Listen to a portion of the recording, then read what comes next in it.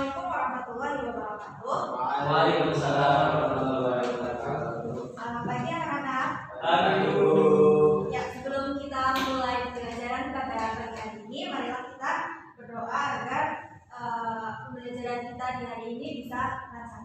Berdoa mulai.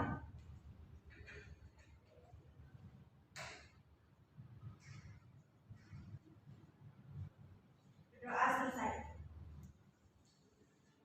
Ya, jadi pada kesempatan kali ini, pertemuan kita kali ini, kita akan membahas mengenai masalah-masalah atau gangguan-gangguan pada psikologi anak-anak.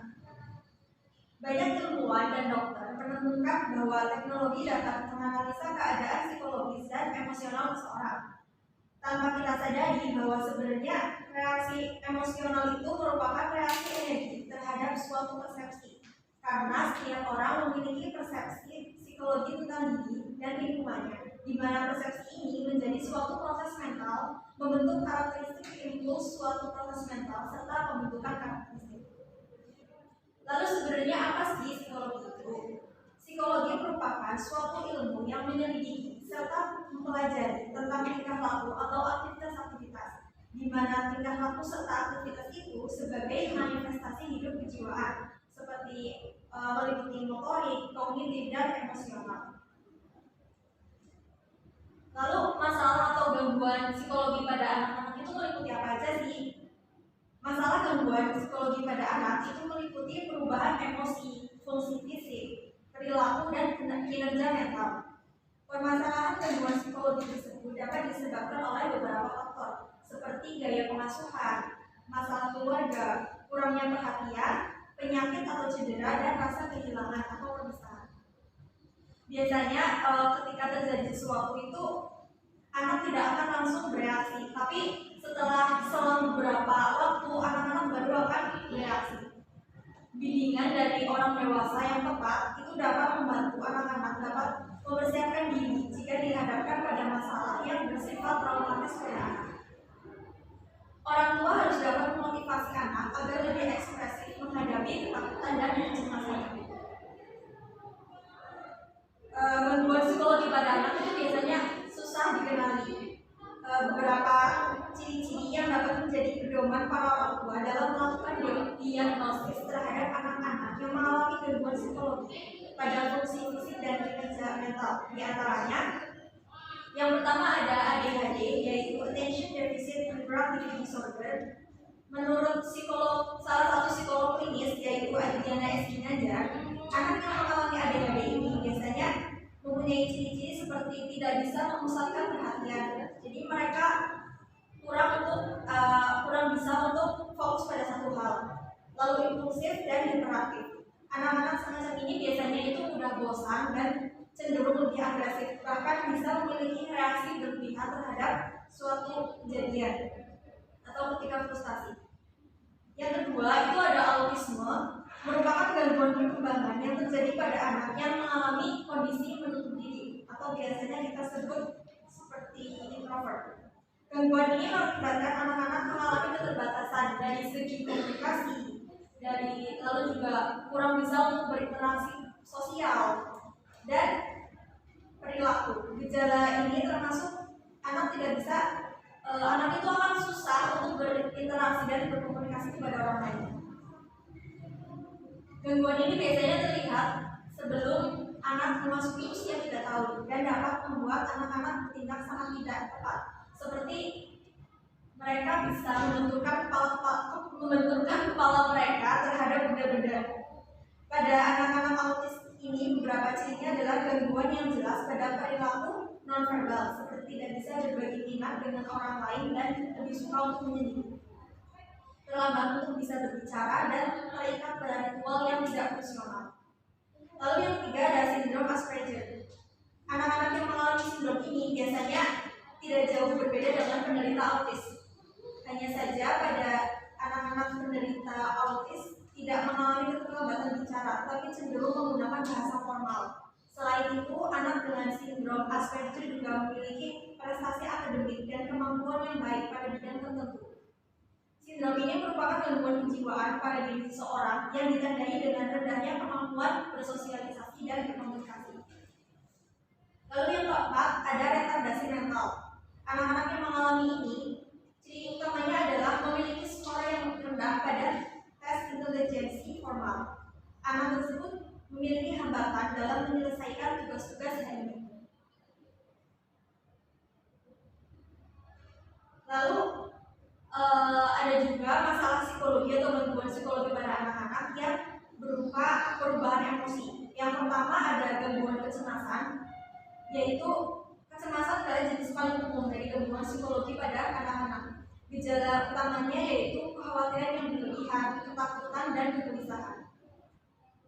Ada berbagai jenis gangguan kecemasan seperti ketakutan yang tidak beralasan situasi, paling sering disebut dengan fobia. Gangguan berlebihan tentang hal-hal yang tidak realistis, serangan panik, gangguan obsesif kompulsif yang menyebabkan anak-anak mengulangi pola pikiran dan perilaku seperti mencuci tangan, dan gangguan stres pasca trauma yang biasanya terjadi pada anak-anak yang mengalami peristiwa traumatis dalam hidup. Gangguan stres pasca trauma ini menyebabkan kilas balik yang menyakitkan dan menakutkan dari peristiwa traumatik. Lalu yang kedua ada depresi parah. Depresi adalah gangguan psikologi yang sangat umum pada anak-anak. Depresi tersebut mempengaruhi emosi anak, membuat mereka merasa sedih atau tidak berharga. Mereka mungkin kehilangan motivasi untuk kegiatan yang mereka gunakan untuk sangat menikmati, dan mungkin memiliki perubahan pada nafsu makan dan pola tidur. Mereka mungkin mulai melihat dunia sebagai tempat yang putus asa, dan mereka tampak tidak memperdulikan dengan lingkungan sekitar. Semua gejala ini itu penting untuk disadari, karena ketika mereka gejala-gejala ini digabungkan, seseorang anak dapat mempertimbangkan sampai berpikir untuk bunuh diri atau mengakhiri hidupnya. Lalu yang ketiga ada bipolar disorder. Gangguan bipolar ini terjadi pada gejala perubahan suasana hati yang berlebihan, yang tampaknya berubah dengan cepat dan mungkin dari rendah ke tinggi dengan cepat. Saat-saat perubahan suasana hati berlebihan kadang-kadang dimoderatori oleh suasana hati biasa di antara. Tapi selama periode suasana hati yang intens, anak-anak mungkin menunjukkan tanda-tanda seperti berbicara non-stop, menunjukkan penilaian diri dan tidak tampak membutuhkan sangat banyak tidur. Jika disimpulkan bahwa berbicara benar buat seorang anak mendapat perlakuan yang kurang menyenangkan, merasakan kesakitan, dicubit dan dikamar oleh ibunya, sedangkan dengan berbohong mengatakan yang bukan sebenarnya, mendapatkan sesuatu yang menyenangkan. Pengalaman itu mengajarkan kepada anak bahwa ibu lebih menyukai kepada anaknya yang berbohong. Hal seperti inilah yang acap kali dikeluhkan oleh seorang ibu karena anak-anaknya sering berbohong. Orang tua, terutama seorang ibu, biasanya seringkali menyalahkan anaknya yang seringkali berbohong. Padahal secara ibu ini nggak sadari kelakuan dan sikap anak untuk berbicara bohong itu akibat dari perilaku dan tindakannya sendiri dalam menyikapi suatu kejadian di dalam keluarga berkaitan dengan anak-anaknya. Dan berbicara bohong dari anak-anak tersebut merupakan hasil dari didikannya sendiri. Berkaitan dengan masalah tersebut, solusinya yaitu jika orang tua memang menginginkan anak-anaknya bersikap jujur dan tidak berbohong, maka harusnya mereka bersedia untuk mendengarkan suatu kebenaran. Baik kebenaran itu bersifat manis maupun pahit, baik itu yang baik ataupun buruk yang dinyatakan oleh seorang anak. Jangan sampai anak itu merasa takut ketika mereka mencoba untuk mengungkapkan segala isi hati dan pikirannya. Ya, lalu pendekatan-pendekatan yang digunakan dalam layanan bimbingan untuk memenuhi kebutuhan bimbingan psikologi pada anak, menurut Mirik dalam Muro dan 1995, ada 4 pendekatan yang dapat dirumuskan sebagai suatu pendekatan dalam bimbingan. Yang pertama yaitu pendekatan krisis.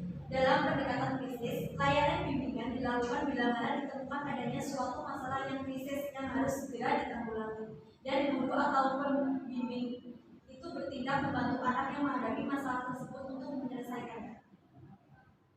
Teknik yang digunakan dalam pendekatan ini adalah teknik-teknik yang dilakukan secara pasti yang dapat mengatasi krisis tersebut. Contoh, seorang anak menangis ketika anak bermain di luar kelas karena tangannya berdarah atau dilempar Guru atau pembimbing yang menggunakan pendekatan krisis akan meminta anak untuk membicarakan penyelesaian masalahnya dengan teman yang telah melupainya.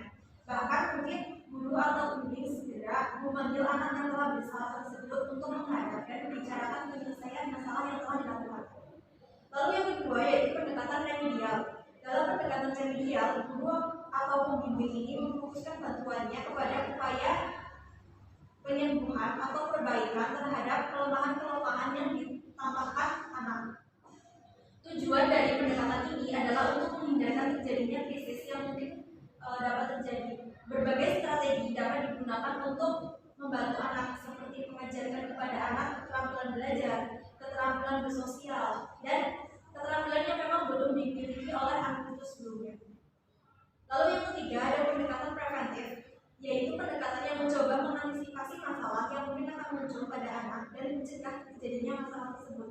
Masalah-masalah pada anak seperti perkelahian, pencurian, merusak, menyerang, dan sebagainya. Pendekatan ini berdasarkan pemikiran bahwa jika guru atau pembimbing dapat membantu anak untuk menyadari bahaya dari berbagai aktivitas itu, maka masalah itu dapat dihindari sebaik-baiknya.